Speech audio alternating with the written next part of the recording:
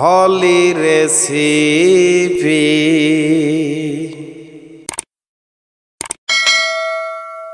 আসসালামু আলাইকুম viewers, welcome back to my channel holy recipe.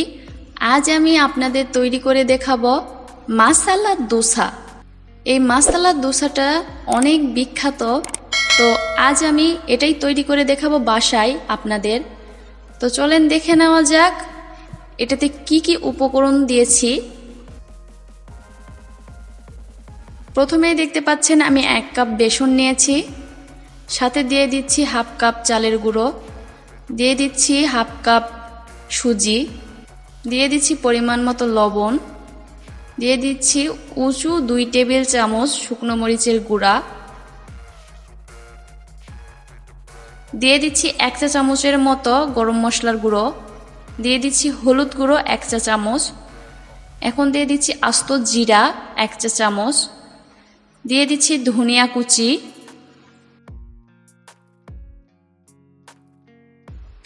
এখন সব শুকনো উপকরণগুলো একসাথে মিশিয়ে নিচ্ছি।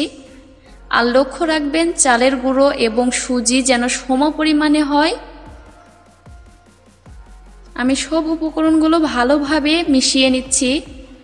এখন এর মধ্যে দিয়ে দিচ্ছি পানি আমি অল্প অল্প করে অ্যাড করব, আর ভালোভাবে ফেটিয়ে নিতে হবে। এখন আমি এটা ফাটিয়ে নিচ্ছি।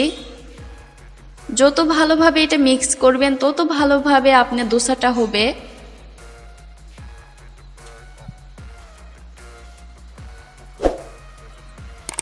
একটু সময় নিয়ে মিক্স করবেন। এই যে দেখতে পাচ্ছেন মিক্স হয়ে গিয়েছে, আমি এটাকে সাইডে রেখে দিচ্ছি। এখন তৈরি করে নিচ্ছি চাটনি। এর জন্য প্রথমে আমি সয়াবিন তেল দিয়েছি, দিয়ে দিয়েছি একটা ছোট রসুন। এখন রসুনগুলোকে একটু ব্রাউন কালার হয়ে আসা পর্যন্ত ভেজে নিচ্ছি।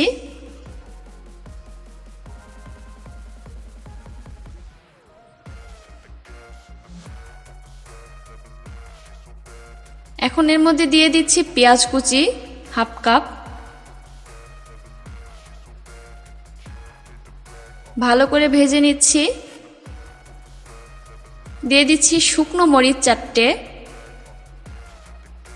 আবারও ভালো করে ভেজে নিচ্ছি।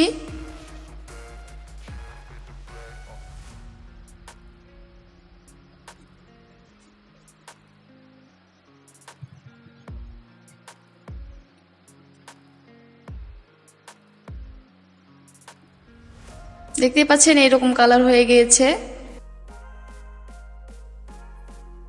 এখন আমি একটা ব্লেন্ডার নিয়েছি, ব্লেন্ডারের মধ্যে দিয়ে দিচ্ছি হাফ কাপ নারিকেল কুড়ানো,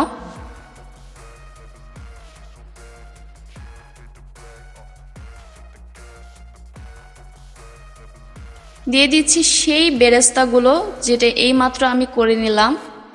আর ঠান্ডা হওয়ার পর এটা দিবেন। দিয়ে দিচ্ছি পরিমাণ মতো লবণ, আর দিয়ে দিচ্ছি পরিমাণ মতো পানি। এখন এটা মিহি করে ব্লেন্ড করে নেব।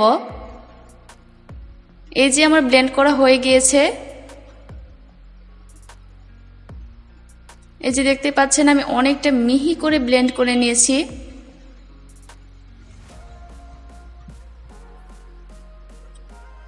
চাটনিগুলোকে আমি ঢেলে নিচ্ছি।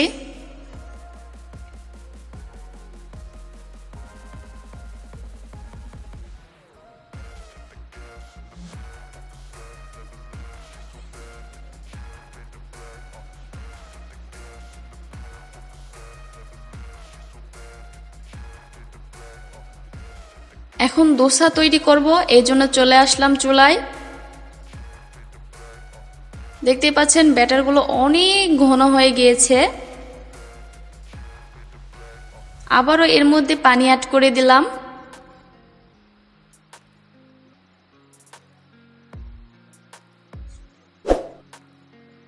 ভালোভাবে মিশিয়ে নিচ্ছি। চুলায় একটা ফ্রাই প্যান বসিয়ে দিয়েছিলাম। ফ্রাই প্যান গরম হয়ে আসলে এর মধ্যে দিয়ে দিচ্ছি ব্যাটারগুলো। দেখতেই পাচ্ছেন আমি এরকম করে বিছিয়ে দিচ্ছি, আর ফাঁকা অবশিষ্ট যেগুলো বাকি আছে ফাঁকাগুলো সেগুলোর মধ্যে আমি ভালোভাবে ছড়িয়ে দিচ্ছি।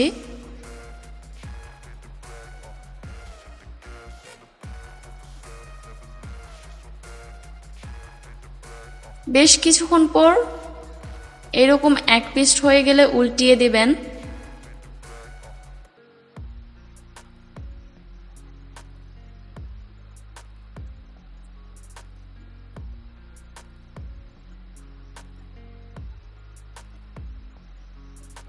এরকম এক পিস উল্টিয়ে দেওয়ার পর আরেক পিস উল্টিয়ে পাল্টিয়ে ভেজে নেবেন।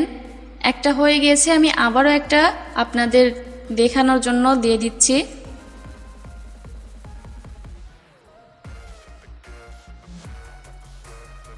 আমি এরকম করে সবগুলোই তৈরি করে নেব। এই যে আমার তৈরি করা হয়ে গিয়েছে, আমি আপনাদের সামনে পরিবেশন করে নিয়েছি। যদি আমার রেসিপিগুলো আপনাদের ভালো লেগে থাকে তাহলে অবশ্যই সাবস্ক্রাইব করতে ভুলবেন না, আর অবশ্যই একটা লাইক দিবেন। পাশে থাকবেন, সুস্থ থাকবেন। আল্লাহ হাফেজ।